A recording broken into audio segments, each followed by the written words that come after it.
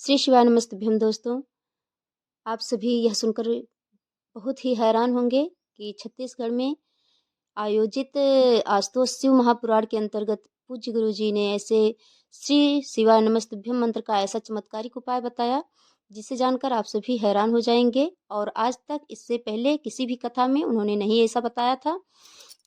इसी के साथ आशुतोष शिव महापुराण के दौरान गुरुजी ने ऐसे बहुत ही महत्वपूर्ण कुछ उपाय बताए जो आज के पहले अपनी कथा में उन्होंने कभी नहीं बताया था। तो चलो जानते हैं वो सभी उपायों के बारे में। तो इससे पहले मैं वीडियो को शुरू करूं, इससे पहले आपसे एक प्रार्थना है कि प्लीज़ आप मेरे चैनल पर अगर नए हैं तो प्लीज़ चैनल को सब्सक्राइब कर लीजिए और अगर वीडियो पसंद आए तो एक लाइक ज़रूर कीजिएगा। तो चलो पहले कुछ ज़रूरी बातें हम जान लेते हैं जो पूज्य गुरु जी ने बताई है। सबसे पहले तो पूज्य गुरु जी ने सबसे महत्वपूर्ण बात ये बताई है कि अगर आपके जीवन में बहुत ज़्यादा परेशानियों ने घेर लिया है और बहुत ज़्यादा संकटों ने एक साथ घेर लिया है, बहुत सारी बीमारियां आपके पल्ले पड़ गई हैं, तो क्या करना है, रोज़ सवेरे जब आप जल का लोटा तैयार करते हो और शिव मंदिर जाते हो तो आपको क्या करना है, वो जल चढ़ाते समय भोलेनाथ के आशुतोष नाम का स्मरण करना बिल्कुल मत भूलिए। गुरु जी कहते हैं कि आशुतोष नाम का मतलब ही है कि बहुत जल्दी प्रसन्न हो जाने वाला, बहुत जल्दी शीघ्र ही प्रसन्न हो जाने वाले और शीघ्र ही कृपा बरसाने वाले को भोलेनाथ के नाम को ही आशुतोष कहते हैं। तो आप आशुतोष नाम का स्मरण जरूर करते रहिए। आशुतोष नाम का स्मरण करते हुए भोलेनाथ को जल चढ़ाइए और उनके आशुतोष नाम का जप करना बिल्कुल मत भूलिए। तो आप ऐसा करते रहिए। आपके संकटों में कितनी भी भारी संकट परेशानी क्यों न हो, तुरंत ही उसमें लाभ मिलना प्रारंभ हो जाता है। भोलेनाथ की अद्भुत कृपा प्राप्त होती है। इसके बाद पूज्य गुरु जी एक बहुत ज़रूरी बात बताते हुए उन्होंने कहा कि मैंने पहले भी अपनी कथा में बहुत बार आपसे निवेदन किया है कि अगर आपको सेवा का मौका मिले तो आप सेवा अवश्य करें। आप अगर किसी गरीब के घर शादी हो, उसकी बेटी की शादी हो, तो अगर आपके पास किराने की दुकान, चलती हुई दुकान है, तो वहाँ से कुछ थोड़ी सी राशन देकर उसकी मदद ज़रूर करना। आपके पास कपड़े की दुकान है तो आप एक कपड़े देकर ही उस गरीब की मदद कर देना। आप बस मदद करते रहना और किसी से कुछ मत कहना। आप ऐसे मदद करके चुप ही रहना। उसके बाद आप 3 महीने के अंदर देखेंगे कि मेरा भोला भंडारी किस तरह आपकी भंडारी भर देता है। आप स्वयं देख लेंगे। इसके बाद पूज्य गुरु जी ने कथा के दौरान एक ऐसा चमत्कारी पत्र उठाया जिसमें एक भजन के दौरान जब हम श्री शिवाय नमस्तुभ्यम का 5 या 6 बार जप करते हैं, उस जप से क्या क्या मिल सकता है, यह पत्र इस बात का जीता जागता सबूत है। यह पत्र एक बहन का है जिन्होंने इस पत्र में लिखा है कि गुरुजी, मैं आपकी कृपा का क्या बखान करूं, मैं आपसे क्या ही कहूं। मेरे एक आंख का नस चौक हो गया था, आंखों से पानी गिर रहा था, पानी लगातार गिरता रहता था आंखों से और यह पानी 24 घंटे आंखों से बराबर निकलता ही रहता था। यह पानी निकलते निकलते 10 साल बीत गए। कई डॉक्टरों को भी मैंने दिखाया पर कोई भी दवा कभी काम नहीं आई। यह पानी आंखों से गिरना कभी बंद ही नहीं हुआ। धीरे धीरे मेरे आंख की रोशनी भी कम होने लगी। अभी कुछ ही महीने पहले आपकी शिव महापुराण की कथा हमारे पास के गांव में हुई, तो किसी के कहने पर मैं भी वहां शिव महापुराण की कथा सुनने पहुंची।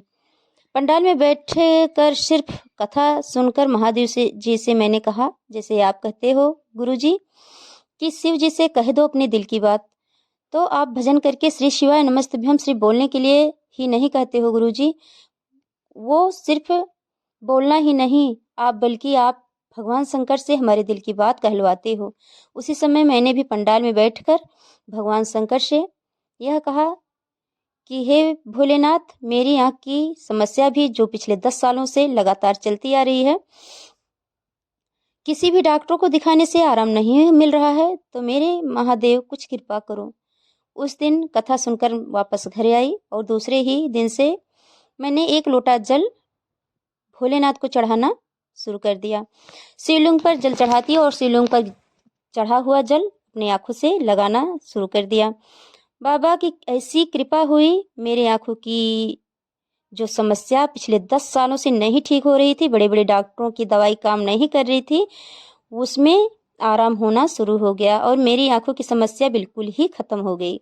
वह महिला बोली कि पूज्य गुरु जी, इस कथा में मैं आपको प्रणाम करने आई हूँ कि मेरी आंखों की समस्या जो इतने दिनों से नहीं ठीक हो रही थी, बस कुछ ही महीनों में ठीक हो गई। तो आपकी बहुत ही कृपा है, भोलेनाथ की बहुत ही कृपा है।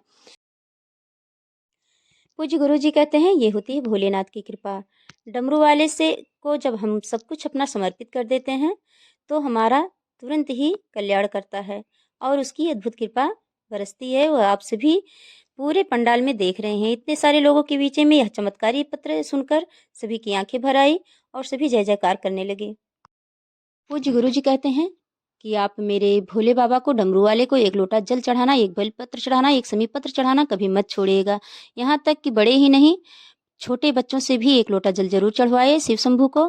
क्योंकि अगर आप अपने बच्चों को जल चढ़ाने की आदत डाल देते हैं तो कभी भी आगे चलकर गलत रास्ते पे नहीं चलता। उसकी हमेशा भोलेनाथ रक्षा करते हैं।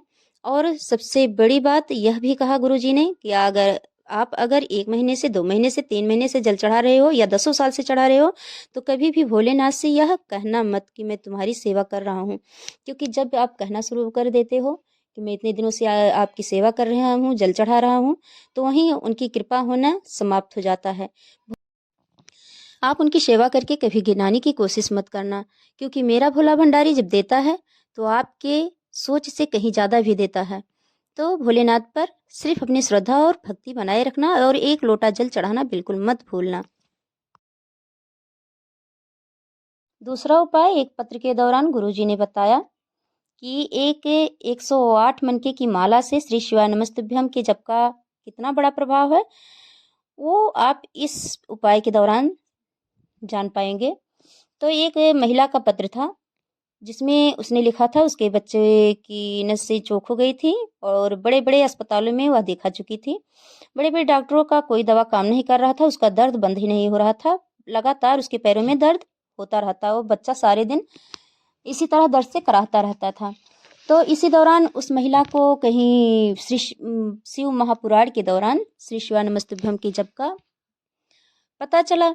तो फिर उसने अपने बच्चे से कहा कि बेटा, कल से तुम श्री शिवा नमस्तुभ्यम का 3 माला रोज किया करो, हो सकता है भोलेनाथ तुम्हारी भी पुकार सुन ले और यह दर्द खत्म हो जाए। तो बच्चा तो पहले से दर्द से परेशान ही था।